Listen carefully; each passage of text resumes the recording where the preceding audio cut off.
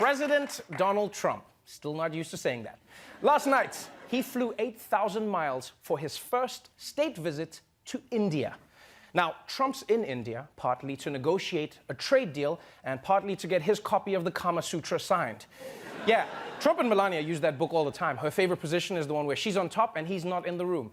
Now, you might be wondering, how would a country full of brown people react to a visit from Donald Trump? Well, it turns out from the moment Trump arrived, it was love at first sight.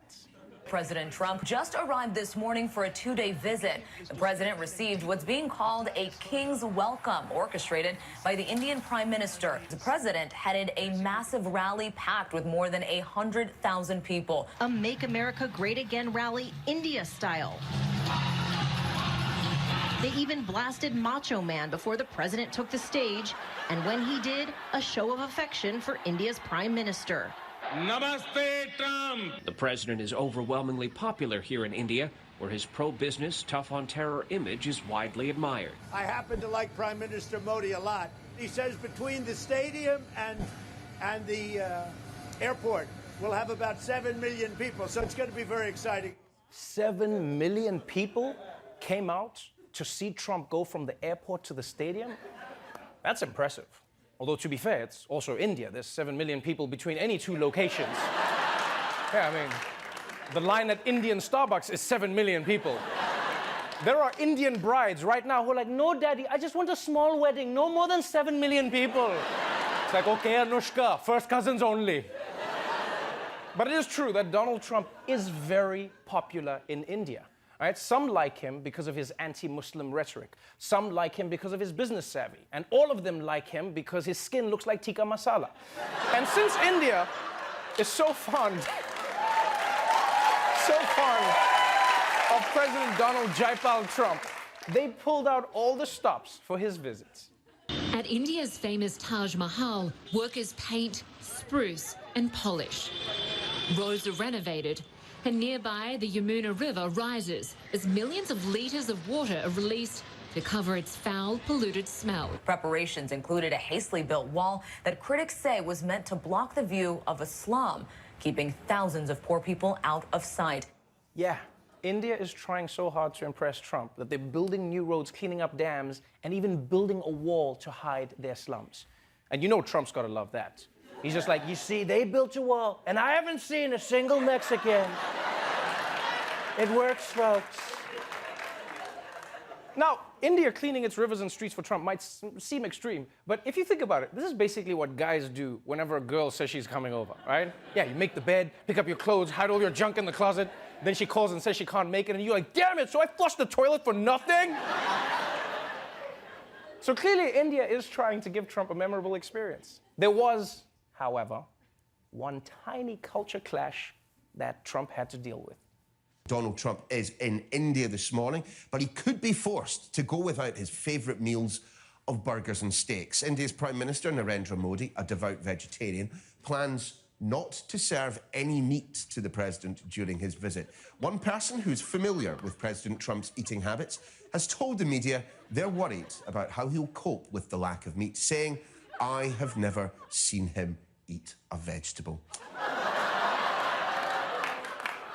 I honestly don't know what's stranger.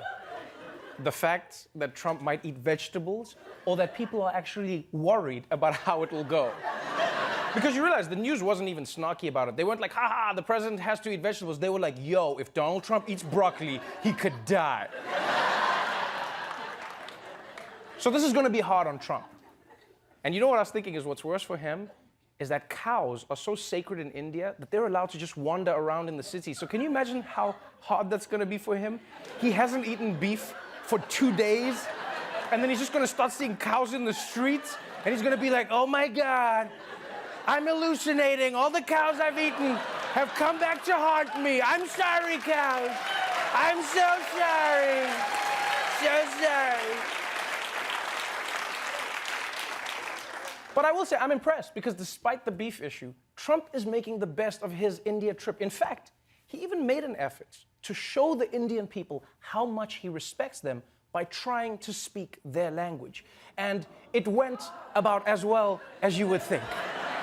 India welcomes us at the world's largest cricket stadium right here in Ahmedabad. Namaste, Chiwala, Gujarat, Sardar Patel, Ashram, Sachin Tendulkar, Gujarat, Goa, Diwali, as the great religious teacher Swami Vivekanand once said.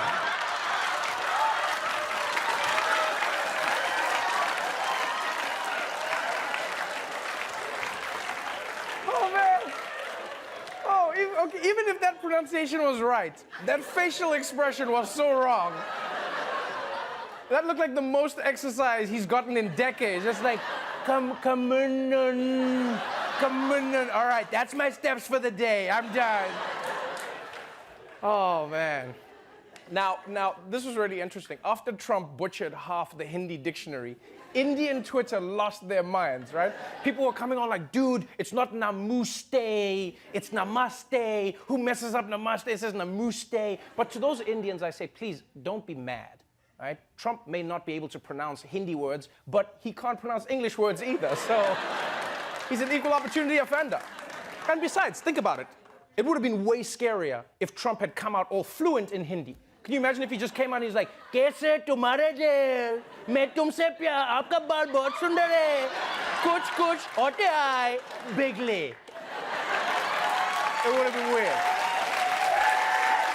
So, that was day one of President Trump's trip to India. And you know what?